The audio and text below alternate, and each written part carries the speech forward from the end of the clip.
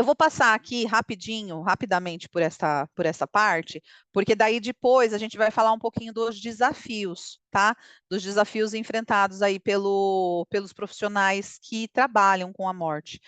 E aí só falar, né, que a morte, ela afeta diversos aspectos da nossa vida, né? Então, a pessoa, né, a pessoa ali, né, que está vivenciando o luto, que está vivenciando a morte de um ente querido, ela pode ter sintomas físicos, ela pode querer ficar isolada, ou ela pode ter necessidade de estar junto das pessoas.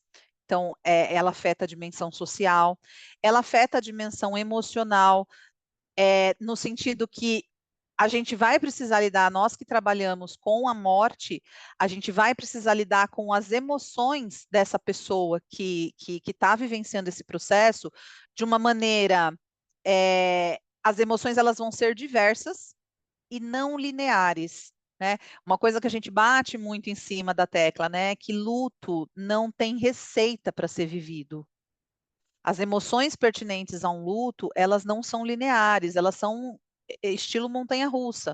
Uma hora está lá em cima, outra hora está lá embaixo, outra hora está lá em cima de novo, está lá embaixo, e assim vai acontecendo. Então, a gente precisa entender desse lugar que é esperado que exista essa não linearidade, que exista essa questão de, mas ontem você estava tão bem, por que você está triste hoje?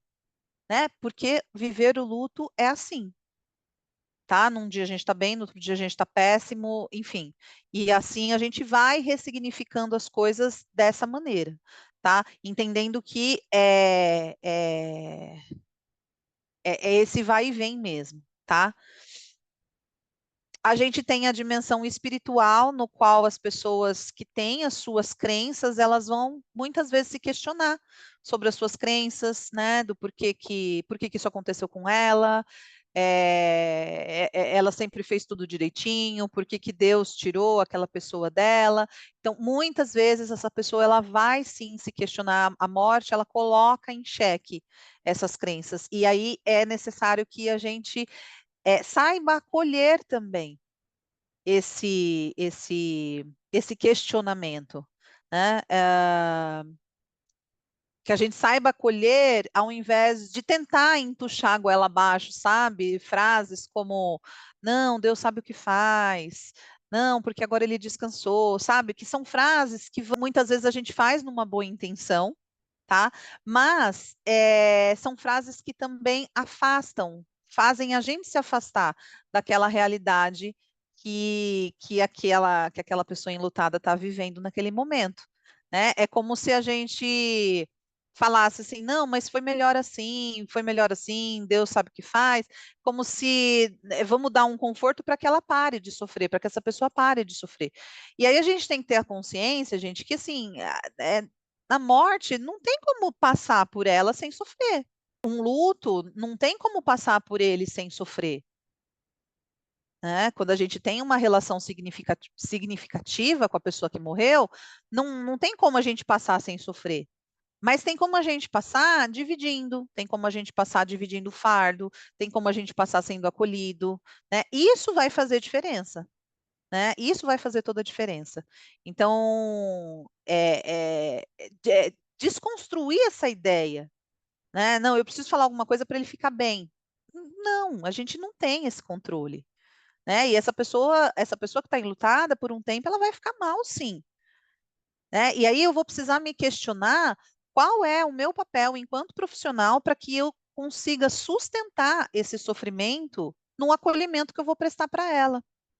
De que forma que eu vou poder conversar, de que forma que eu vou poder comunicar algumas coisas para ela, para que eu possa, para que eu possa acolher da melhor forma esse sofrimento dela e sustentar. Tem uma Dani Pupo, ela é gestalt terapeuta. A Dani, ela tem uma frase que ela fala assim, que a gente precisa, ela fala no contexto nosso, assim, né, da psicologia, porque ela é psicóloga também. Mas ela fala uma frase que eu gosto muito, que ela fala assim, que a gente precisa ficar na fogueira, conseguir ficar na fogueira com o nosso paciente sem querer apagar a fogueira dele. E aí, acho que vamos adaptar um pouco isso, né? A gente precisa ficar na fogueira né, com os nossos clientes sem querer apagar a fogueira dele, mas a gente sustentar ficar ali. É um desafio e por isso que quando a gente trabalha com temáticas assim, a gente precisa também olhar muito para a gente. Quais são os meus lutos? Quais são as minhas questões? O que está mal resolvido em mim? E a gente também poder cuidar disso, porque a gente lida com temas difíceis. Não é um programinha de computador que eu ponho lá um código e o programa funciona.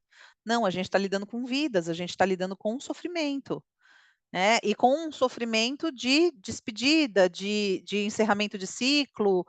Vamos falar um pouquinho mais quando a gente for falar de comunicações de más notícias e dos desafios também. Aí a gente tem também, né, a dimensão existencial, né, que é o questionamento da minha própria existência, né? Ah, eu vivia para cuidar do fulano, agora eu vivo para quê? Se o fulano morreu? Né? Então, essa pessoa enlutada, ela vai começar a se questionar qual é o lugar dela, e a gente vai precisar, vejam, né, a nossa função enquanto profissionais não é acabar com o sofrimento do outro, porque, de novo, a gente está falando de uma vivência que é difícil e que vai causar sofrimento, mas é da gente poder auxiliar esse outro nessa travessia, plantar alguma coisa na vida dessa pessoa enlutada, para que ela faça essa travessia de uma maneira mais leve, de uma maneira em que ela possa ser validada, que ela possa dividir um pouco o peso. O meu pai, ele faleceu, eu tinha 15 anos. E eu me lembro que quando o caixão do meu pai ele foi para o cemitério, estava quase entrando dentro do túmulo, a minha avó, a mãe dele, ele morreu, a minha avó era viva ainda. A mãe dele pediu para abrir o caixão pela última vez. Então, eles abriram aquela parte do vidrinho só para a gente ver, para ela ver o rosto dele. E meu pai morreu muito jovem, meu pai morreu com 46 anos. O coveiro lá na hora ele abriu e eu não sei se ele abriu, olhou, se identificou, talvez, enfim, não sei. Eu sei que eu olhei para a cara do coveiro e aquele coveiro ele estava chorando, mas ele chorava assim, ele chorava muito, um choro muito sentido, sabe? Porque assim, aí abriu, aí a minha avó foi lá fazer a última despedida, né? E foi aquele chororô. E quando eu olhei para o coveiro estava chorando também, e ele estava chorando, e eu me lembro de ser um choro muito carregado assim de emoção. Eu acho que é importante a gente poder pensar também, né? Que lugar é esse? Será que eu posso me emocionar? Eu posso sentir também a forma como essas emoções ou como essas vivências me atravessam? Ou eu tenho que fazer aquela coisa, né, de estilo produção?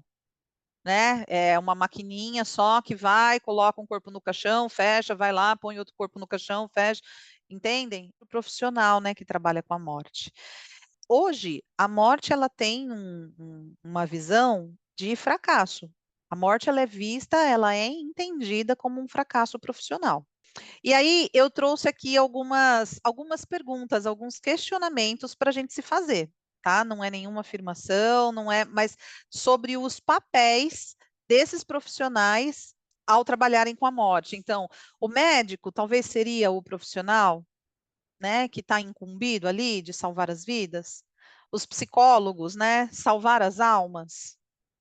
A equipe de enfermagem absorver todo esse contexto da morte, porque é a equipe de enfermagem que vai lidar, né, com um paciente ali em estado ativo de morte, é a equipe de enfermagem que vai ter que olhar para essa questão do corpo do paciente, que vai fazer procedimentos no hospital, né, para que o corpo saia dali do hospital em condições de ser preparado para um funeral.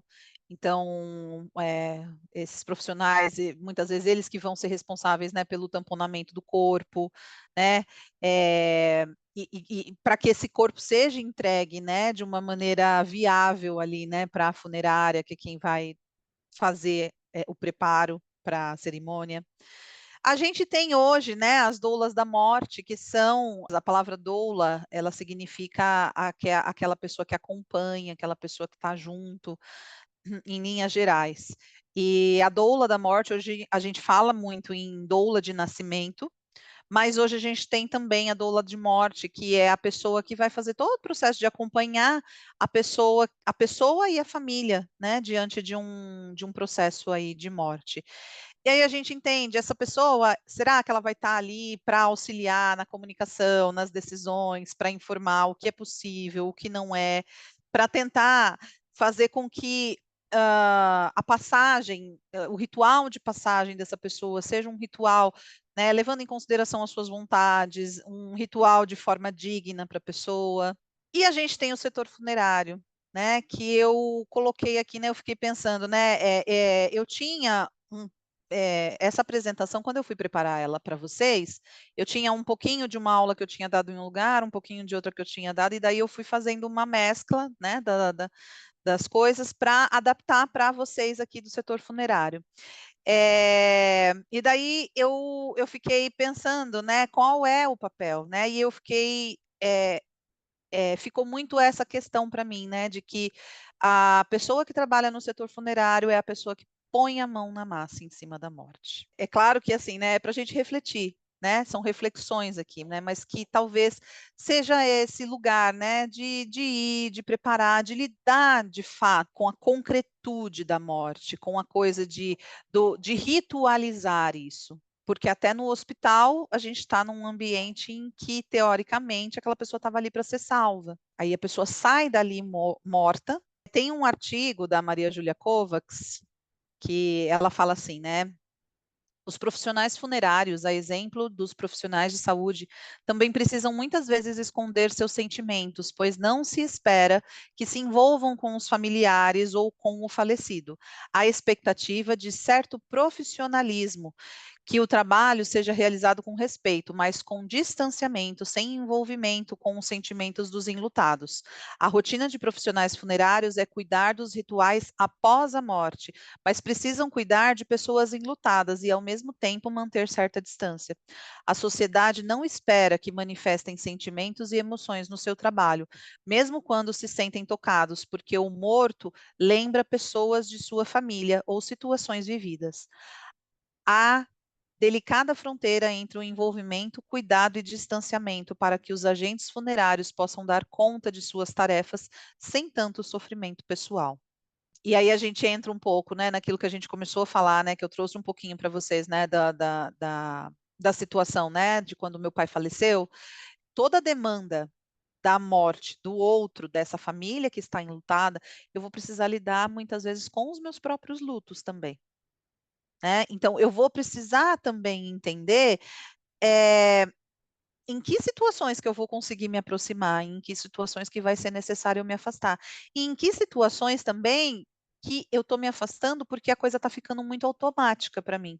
Uma vez eu recebi um relato de um policial, que ele falava assim, que ele pediu, né, para numa determinada, eh, num determinado tempo lá da carreira dele, ele pediu para o chefe dele, tirar ele das ruas, porque ele já tinha visto tanta coisa horrenda, tanta coisa feia, que ele estava perdendo a humanidade dele. E que ele ir trabalhar, sei lá, num administrativo, talvez fosse uma forma dele conseguir estar com pessoas e resgatar um pouco mais dessa humanidade.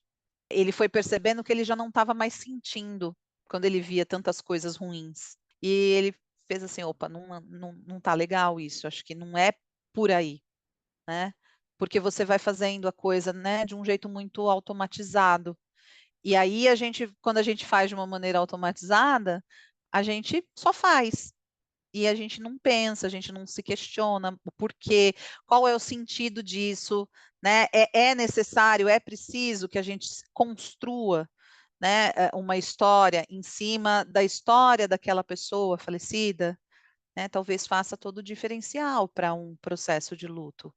Então, é pensar um pouco nisso, né? Nesse lugar, né? Qual é esse lugar? E aqui falar um pouquinho, né, desses desafios que é cuidar e assegurar dos encontros e despedidas, a ética, a escolha que gera angústia. Como eu lido com o sofrimento humano? Muitas vezes é uma escolha. Ontem uma paciente falou assim para mim: Nossa, eu não sei como que você consegue lidar com todos esses temas. Eu fiz um atendimento difícil com a filha dela, né? E ela falou isso para mim. Eu não sei como é que vocês conseguem, porque eu, talvez se não fosse minha filha, talvez eu já tivesse desistido, né? Então, é a gente poder pensar que lugar é esse, porque eu entendo que, assim como os profissionais de saúde, o profissional do setor funerário também ocupa um lugar de cuidado. E é um lugar de cuidado bastante importante. Vão pensar que talvez, assim, o último lugar de cuidado que essa família vai ter a despeito dessa pessoa que morreu, né? Então, a depender de como isso acontecer, né, esses enlutados, essas famílias, eles vão ficar, né, com essas memórias. Lidar com a morte, né, que é a gente poder enfrentar a nossa própria impotência, né, porque a morte ela é soberana, quando ela chega, não tem nada que a gente possa fazer. Ela chega e pronto. Então a gente vai precisar lidar com esse lado de impotência, né, que por mais que hoje existam uma série de tratamentos, uma série de coisas, ressuscitar a pessoa, enfim, uma série de coisas, quando ela chega, ela chega. E não está nas nossas mãos, né, poder controlar isso, que pode, né, gerar aí um sentimento aí, né, de impotência. É importante, assim, a gente poder pensar, a gente está fazendo aqui um processo de educação para a vida ou um processo de educação para a morte? Porque se a gente pensar, vou fazer uma pergunta para vocês. Qual é, e aí podem me responder aqui no chat, qual é o contrário de morte? Vida, vida, que mais? Que mais? Algumas pessoas responderam vida, algumas pessoas responderam nascimento, algumas colocaram início de ciclo. E aí, assim, eu perguntei para vocês qual é o contrário de morte. O contrário de morte é nascimento. O que a gente tem no entre é a vida. Entre o nascimento e a morte, eu tenho a vida. Então, no nascimento, eu tenho o início de um ciclo e na morte, eu tenho o findar de um ciclo. Nesse entre, eu tenho a vida. E aí, eu pergunto para vocês: quando a gente fala de morte, a gente está falando de morte ou a gente está falando de vida? Porque, na verdade, a gente está falando de um ciclo que se deu nesse entre. E que, por mais que as pessoas não queiram, que nós não queiramos morrer, a gente sabe que a morte chega para todos, né? Que todo mundo vai passar por isso um dia. Quando a gente fala na questão dos rituais, a gente tem que olhar para a morte ou a gente tem que olhar para a vida? É uma questão que a gente vai precisar refletir, porque hoje na nossa sociedade ocidental se deixou de ter, né, esse olhar para o morto e o olhar ele passou a ser para os enlutados. Então, a gente precisa, de alguma forma, trazer de volta esse significado de que é a vida, né? Que a gente vai falar da vida. Quando a gente fala de fazer uma cerimônia, a gente vai falar da vida daquela pessoa. Aqui a gente já falou um pouquinho, eu não vou ficar muito nisso, que a gente vai precisar olhar para quem é esse profissional, né, quais são as minhas questões, quais são os meus lutos, né? Eu tenho essa consciência de que eu vou morrer um dia, essa questão da fadiga de compaixão, né? Eu estou muito cansado de ter que dar, de ter que doar, né? Porque como a gente se coloca muito nesse lugar do cuidado, muitas vezes a gente pode entrar nesse lugar, né? Do esgotamento, do cansaço, tá? Então a gente vai precisar olhar para a gente poder se perceber. Aqui eu coloquei algumas coisas, né, com relação aos desafios do setor funerário, né? É, a Covax, ela vai falar, eu esqueci de colocar a referência aqui, mas a Covax, ela vai falar que existe uma dupla interdição que existe no setor funerário, né? Que é a questão de existir a questão de precisar lidar com a morte em si, que já é um assunto que é interdito, tá? E a questão de você, né, desse deveria, né, ser profissional em relação a esse tema que já é tão difícil, tá? Então, existem essa dupla interdição.